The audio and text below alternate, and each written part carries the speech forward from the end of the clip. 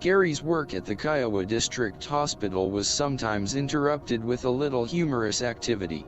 Carol Steinbach, being a single mother, raising a son, and the X-ray and lab supervisor, was by nature serious about her work, and about most everything. Dr. Ransom requesting Carol to have the mobile X-ray unit ready for use in surgery.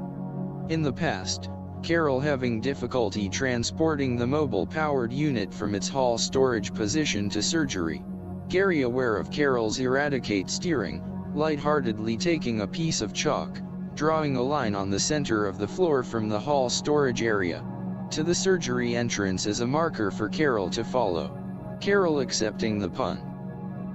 Don and Barbara Ransom were personal friends of Gary and Jan, Don being Gary's immediate upline in his Amway network. It was no surprise when Dr. Ransom asked Gary to bring the X-ray unit into surgery and position it during the procedure. Dr. Ransom noting, Carol seemed uncomfortable, and wasn't too steady positioning the unit.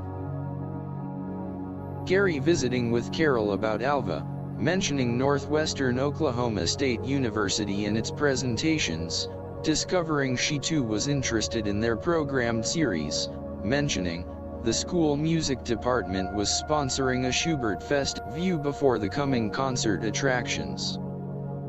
Gary's interest peaked, not sure of all it embodied, but it definitely sounded worthwhile. At home, mentioning what Carol had said, and treating Jan to attend with him, but her propensity for entertainment didn't include classical music, and as expected she declined.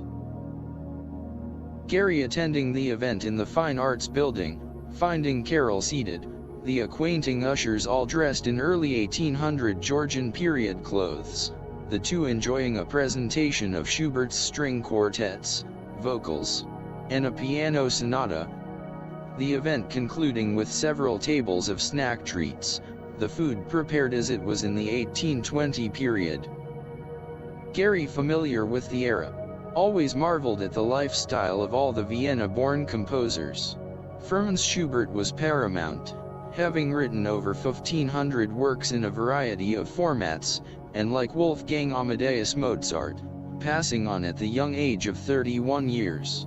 Other renowned composers, Liszt, Schumann, Brahms, and Mendelssohn, all later contemporaries of Franz Schubert.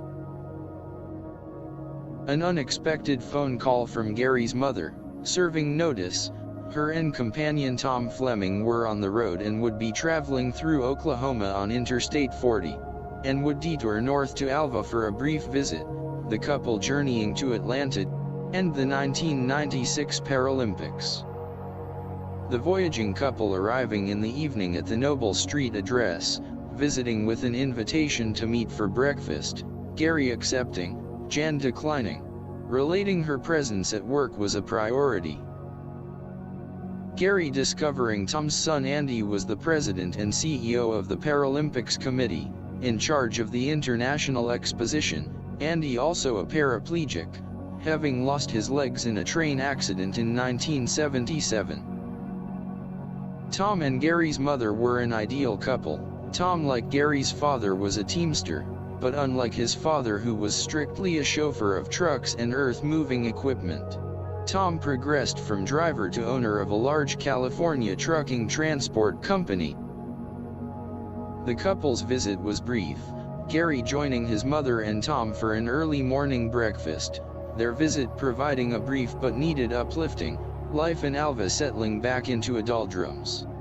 Gary reflecting with an open mind, but there remained a lingering doubt, questioning the syllogism of the move to Alva, still playing the cards from the deck of life, and knowing one should make every attempt to avail the hand dealt.